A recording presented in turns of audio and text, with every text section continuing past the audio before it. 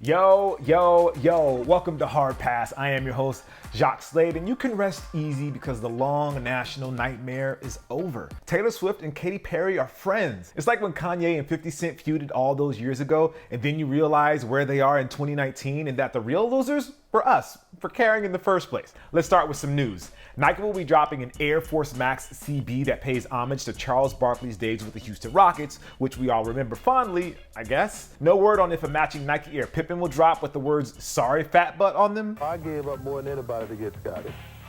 And for him to want to leave after 1 year just disappointed me greatly. I wouldn't get Charles Barkley an apology at gunpoint, so he could never expect an apology from me.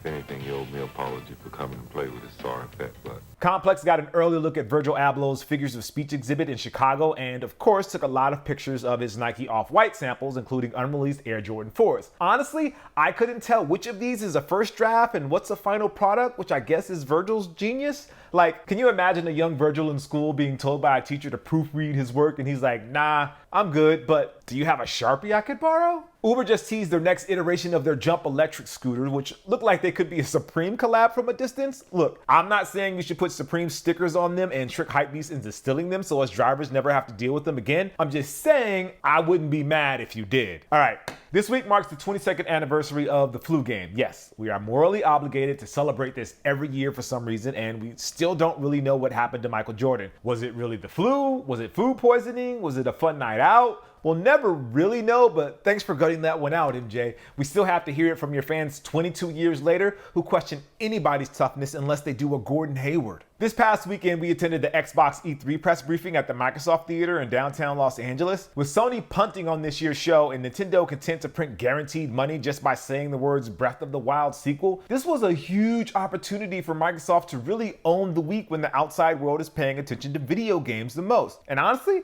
Microsoft delivered. If you're a subscriber to Xbox Game Pass, you're the big winner because a good chunk of the 60 games that were showcased will be available on day one, including Gears 5. If you're a part of the PC Master Race, they also announced Game Pass PC and hot titles like Microsoft Flight Simulator. No, seriously. If you saw the trailer for Flight Simulator, you'd be tempted like I was to look up how much it would cost to put together a top-of-the-line setup. The answer? Around $1,000. Did I buy it? Maybe.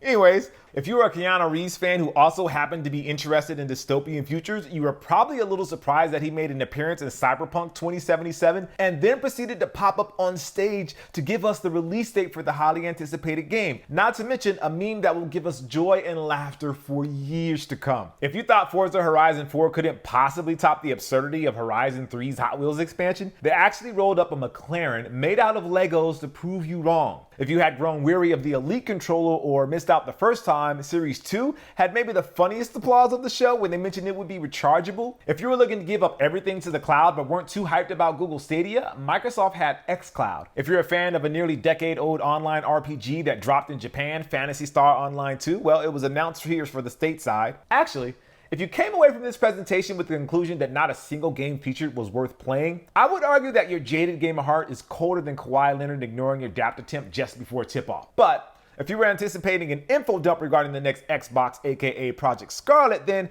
I can see why you came away wanting just a little bit more. While I was doubtful Microsoft would show their whole hand a year and a half before its holiday 2020 launch, something more than a hype video and a Halo Infinite teaser trailer would have been nice. I mean, I already forgot what happened at the end of Halo 5, so seeing Master Chief floating around in space like Thanos just murdered Thor's stepbrother was kind of confusing. So congrats on a fun hour and a half inside your nicely air-conditioned theater, Microsoft, and thanks for giving us the chance to try out stuff like Escape Mode in Gears 5 or seeing the new Battletoads for the first time. At the end of the day, there's still plenty of games to enjoy while we wait for what's next, and it's probably smart to have Keanu Reeves in all of them. Yes, even that Blair Witch game that we all thought was a new Alan Wake for a second there could use some breathtaking Keanu. Let me know in the comments what you thought of Microsoft's E3 press briefing and what games you're looking forward to in the coming months.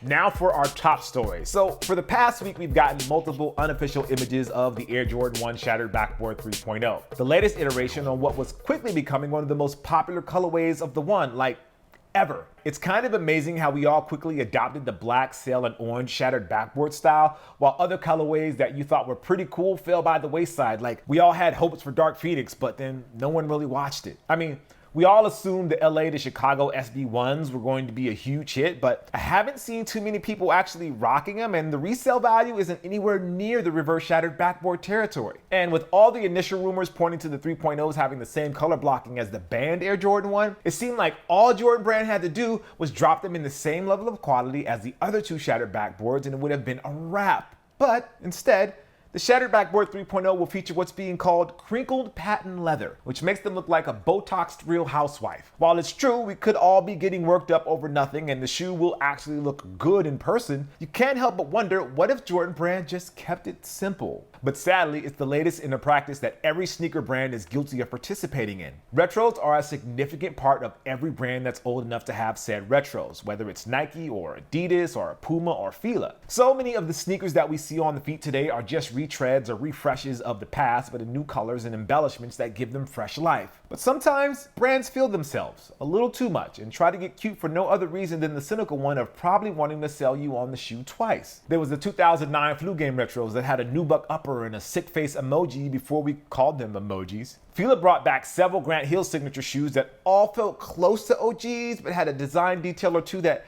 really kept them from being perfect. But for a more recent example, take the iconic white cement Air Jordan 3 that actually came back twice in 2018 with Nike Air on the back. If you're like me and missed out on the 2013 retro, this was a great opportunity to make up for that L years ago. But if you're a purist, you probably noticed a few things off about both 2018 retros. First, there was the Tinker Hatfield inspired white cement 3 that Justin Timberlake wore in the Super Bowl, which featured a reflective swoosh. It's supposedly based on Tinker's original idea for the Air Jordan 3, but you can also see why they scrapped the swoosh in the first place. Then there was the even more egregious mistake, the Air Jordan 3 free throw line that dropped during All-Star Weekend. It was the perfect timing with 2018 being the 30th anniversary of MJ's historic dunk contest. Dominique was right. And to celebrate, they dropped a pair of white cement 3s with a translucent outsole so you can see a red stripe across the middle that proves MJ didn't actually jump before the free throw line. Kinda ruins the fantasy a little. Like, I know Holly Berry isn't going to reply to my DMs on Instagram, but I'm not telling you guys that. Why not just run back the 2013 retro? Instead,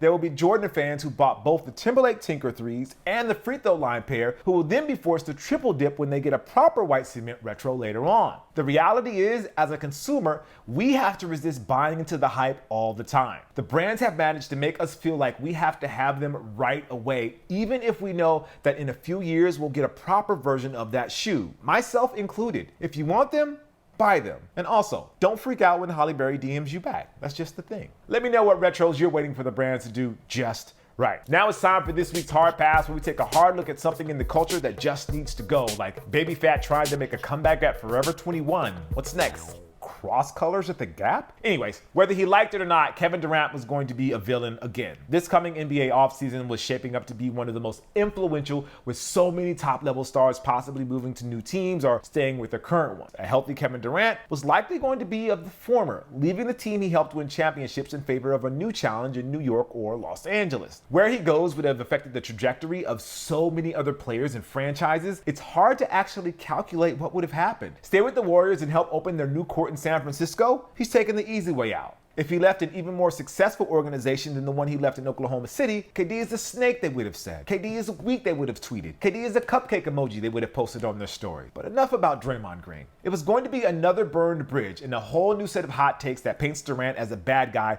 who never seems content. But one gutsy comeback attempt and a torn Achilles later, the story is different. Now the narrative is KD's the sympathetic figure who was pressured into coming back by the Warriors, ignoring the fact that Durant is a grown-ass man with a team that includes a business partner who openly wants to own the Knicks someday, who would have never let him on the court if there was even an above-average chance that this would have happened. It's the Toronto Raptors fans, who were universally praised for being above the typical nonsense of boorish fandom, now are feeling the brunt of the criticism because some jackasses were openly happy KD got hurt.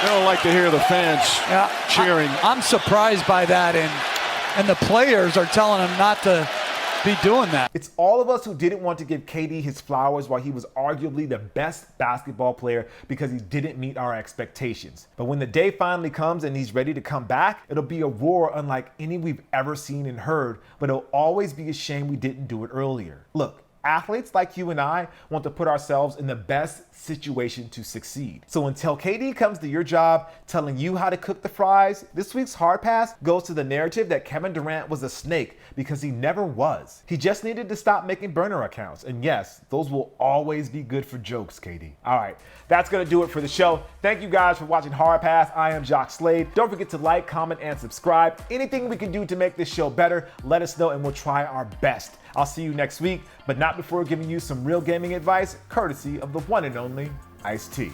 I'll see you guys next week. Peace. Last one.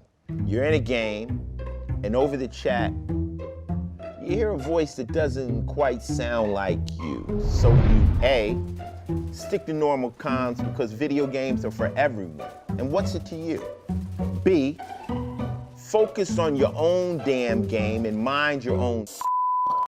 Or C, show some motherfucking respect because I'm sick of hearing all that sexist, racist, homophobic bull from a few punk-ass motherfucking dumb f***s out there trying to ruin this for the rest of us. I knew you'd pick C. Good job. I think we all learned something today.